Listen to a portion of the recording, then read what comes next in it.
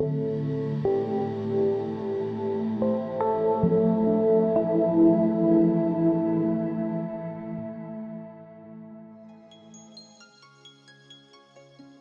important debate in the sociology of crime and deviance is the question of how we see criminals.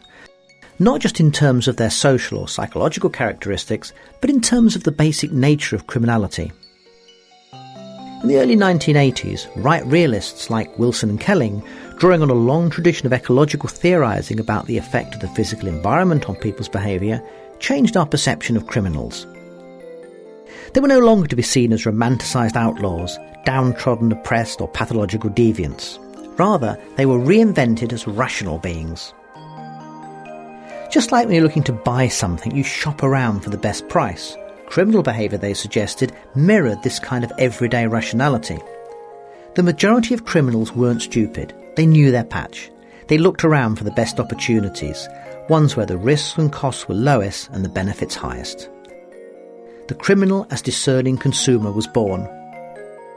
So if criminals were rational beings, then control agencies could combat crime in a similar rational way. If kids hung around on darkened street corners plotting and planning their next move, the rational thing to do would be to flush them out. Making the street very bright, well lit for example, served two purposes. First, it made it a less attractive place to hang out in the full glare of the police, for example, and secondly it meant that ordinary people were no longer intimidated by unruly youth. The streets, it was argued, could be reclaimed by decent folks, and by reclaiming the streets, the community made crime just that bit more difficult and potentially more costly. Stephen Lyng, however, gives us a rather different picture of criminals and the motivations for their behaviour by using the concept of edgework, an idea that was originally applied to various forms of voluntary risk-taking, such as participating in dangerous sports like skydiving. Edgework involves the idea of exploring the edges of everyday life, engaging as it were in behaviour that continually pushes the behavioural boundaries in a dangerous, possibly life-threatening way. From this viewpoint, the underlying motivation for criminal behaviour is thrill-seeking, a sense of living dangerously by taking calculated risks. But even skydivers wear a parachute when they jump from a plane.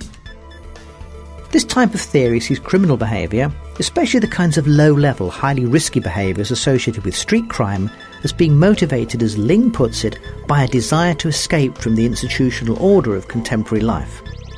This is an echo of Miller's argument that two of the focal concerns of working-class male youth were the search for fun and excitement.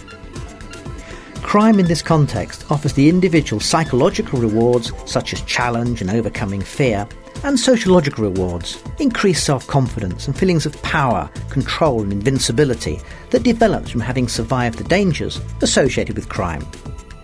So the picture we get of the criminal, especially the young working-class male criminal from this type of theory, is one that sees involvement in crime as a way of gaining power and status in the group or community, and as exercising some form of control over one's life. To engage in a highly risky behaviour and come out the other side unscathed makes the individual stronger and better prepared to face the next challenge. This has very important implications for crime prevention, as the picture painted by Edgework is very different from that painted by Right Realism.